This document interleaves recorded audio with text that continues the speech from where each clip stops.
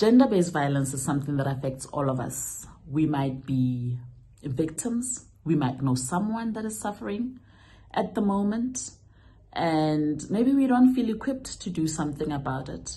Maybe we don't want to get involved for peace sake or for privacy, but it cannot continue, because if you are not affected at this stage, it's coming. It will eventually affect you. And what are we doing? No one is coming to save us. We need to save ourselves. There is no savior. You are the one that is hearing of what's happening next door. You are passing by when it is happening. You know of someone that brags about handling the situation in a way that is not right. But are we reporting the people? And are we the people? Because the perpetrators didn't fall from the sky. They are our brothers. They are our sisters. Are we the perpetrators? Maybe we didn't heal from something that happened in our childhood. The child that was abused has grown up now, and they are affected, because it can't be that we are all normal, right? And the stats keep on increasing. Some of us are unhealed. Some of us are wounded and walking around waiting for the trigger, And then the issue is then that we should be healing. Focus on healing. Whatever trauma that we might have gone through, that child that something happened to, can we find them help?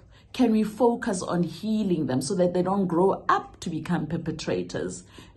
Make sure that everyone has access to therapy, to counseling, and we focus on healing, because I don't think it's normal people or people who are healed and thriving who can then cause such harm to another human.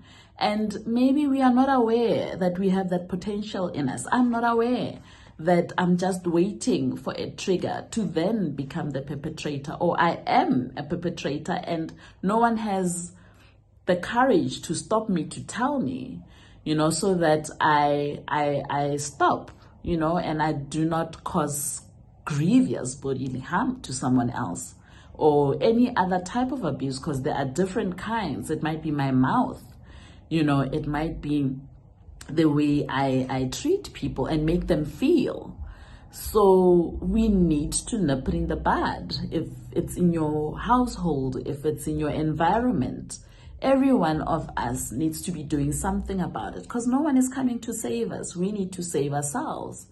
And it is one person at a time. Every individual is responsible for what you hear, what you see. You cannot turn a blind eye. You cannot pretend it's not happening. You cannot act like it doesn't impact you. It might not today, but tomorrow that same person might come for your child or might come for you. So we can't afford to turn a blind eye on it when we are aware of it. We need to call each other out. And sometimes we are afraid to speak up, yes. But let's find help.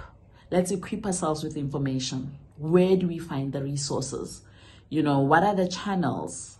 What are the policies? Let's be armed with information and take action.